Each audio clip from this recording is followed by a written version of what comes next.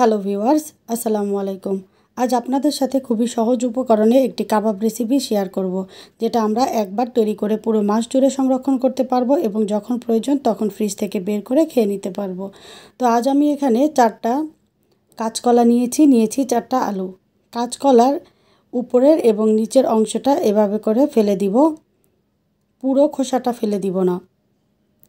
তো ভিউয়ার্স, রেসিপিটি শুরু করার পূর্বে অনুরোধ থাকবে লাইক দিয়ে পুরো রেসিপিটি কন্টিনিউ করবেন। আশা করছি আজকের রেসিপিটি বেশ ভালো লাগবে। তো সবগুলো কাঁচকলার বোটা এবং নিচের অংশটা ফেলে দিয়েছি।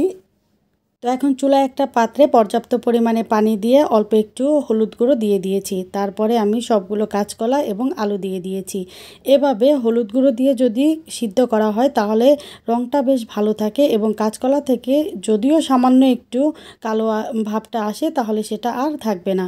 আর দিয়ে দিচ্ছি 1 পিস তেলাপিয়া মাছ। এটা আমি আগে থেকে ভালোভাবে ধুয়ে পরিষ্কার করে নিয়েছিলাম। আপনারা চাইলে মাছটা ব্যবহার নাও করতে পারেন, তবে এটা ব্যবহার করলে খেতে বেশ ভালো লাগে। এখন চুলার আঁচটাকে মিডিয়ামে রেখে ঢাকনা দিয়ে ঢেকে আমি সবগুলো উপকরণ খুব সুন্দর করে সিদ্ধ করে নিব। তো আমার এখানে সবগুলো উপকরণ ভালোভাবে সিদ্ধ করা হয়ে গিয়েছে। এখন আমি পানি ঝরিয়ে ঠান্ডা করে নিয়েছি।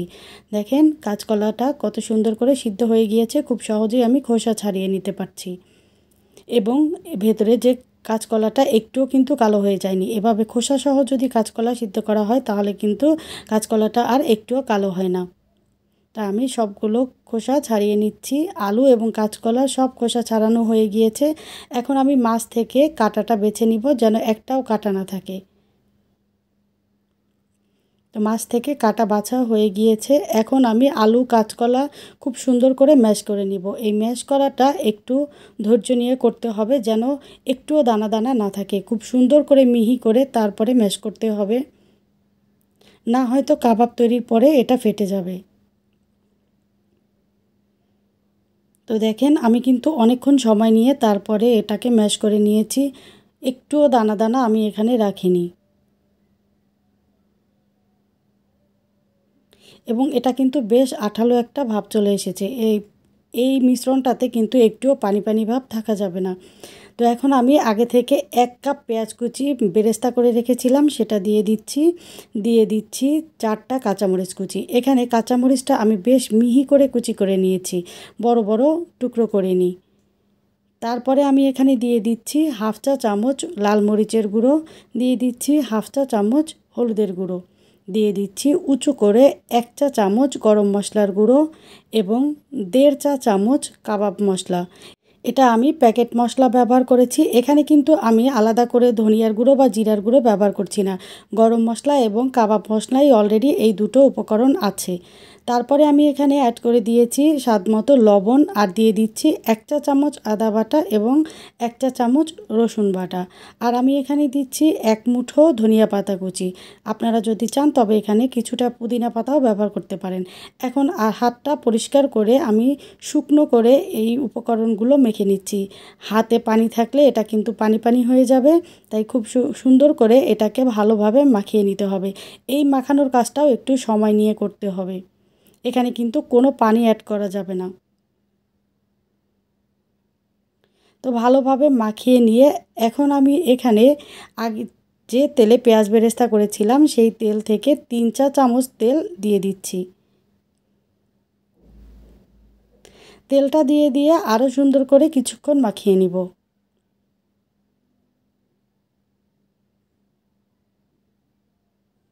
খুবই অল্প উপকরণে খুবই মজার একটা কাবাব।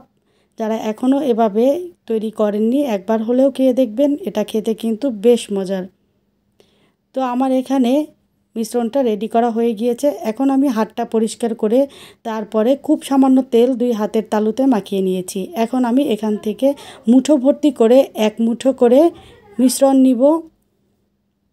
তারপরে এভাবে প্রথমে চেপে চেপে মুঠো করে নিব। তারপরে 2 হাতের তালুতে এইভাবে করে কাবাবের শেপ দিয়ে নিব। এটা আপনারা দেখেই বুঝতে পারবেন, কাজটা করা কিন্তু খুবই ইজি। এভাবে করে আমি আরও একটা কাবাব রেডি করে নিচ্ছি।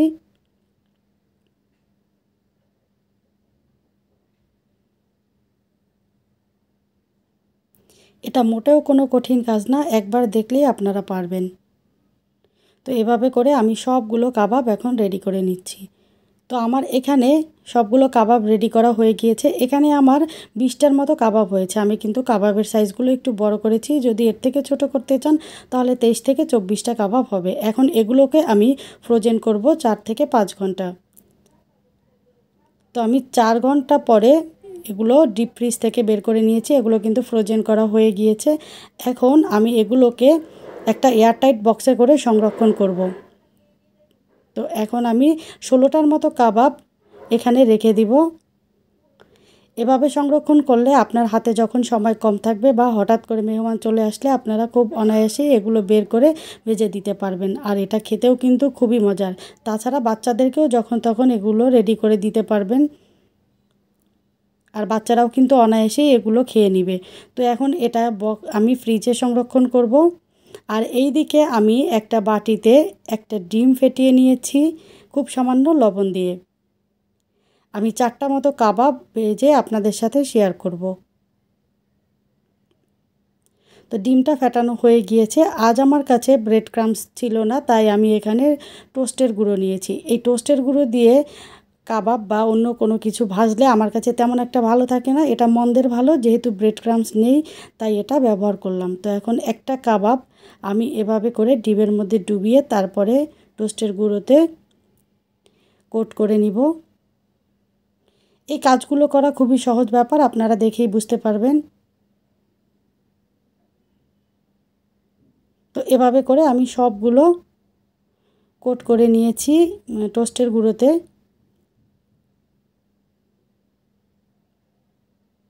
তো ভিউয়ার্স, আজ প্রথমবার যারা আমার রেসিপিটি দেখছেন চাইলে আমার চ্যানেলটা ভিজিট করতে পারেন। এখানে বেশ কিছু রেসিপি শেয়ার করা আছে, হয়তো আপনাদের ভালো লাগবে বা আপনারা রান্নার জন্য কোনো একটা আইডিয়াও পেতে পারেন।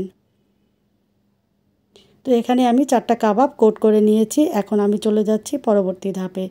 আমি চুলায় একটা পাত্রে পরিমাণ মতো তেল দিয়ে ভালোভাবে গরম করে নিয়েছি।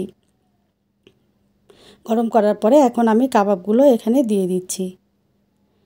ইফতার বা অতিথি আপ্যায়ন বা বাচ্চাদের আবদার পূরণ যে কোনো কিছুতেই আপনারা কিন্তু খুব সহজেই এভাবে করে কাবাবগুলো রেডি করে নিতে পারেন। একবার একটু কষ্ট করে রেডি করে নিলে পুরো মাস জুড়েই কিন্তু এটা খাওয়া যায়। তো আমি একদম গোল্ডেন কালার করে কাবাবগুলো ভেজে নিব। ভিউয়ার্স, আজকের রেসিপিটি ভালো লাগলে অবশ্যই লাইক, কমেন্ট এবং শেয়ার করে দিবেন। আর যে সকল নতুন ভিউয়ার্সরা আজ প্রথমবার আমার রেসিপি দেখছেন চাইলে চ্যানেলটা সাবস্ক্রাইব করে পাশে থাকা বেল আইকনের অল অপশনটি সেট করে নিতে পারেন। দেখা হবে অন্য কোনো রেসিপি নিয়ে। ততক্ষণ পর্যন্ত ভালো থাকবেন। আল্লাহ হাফেজ।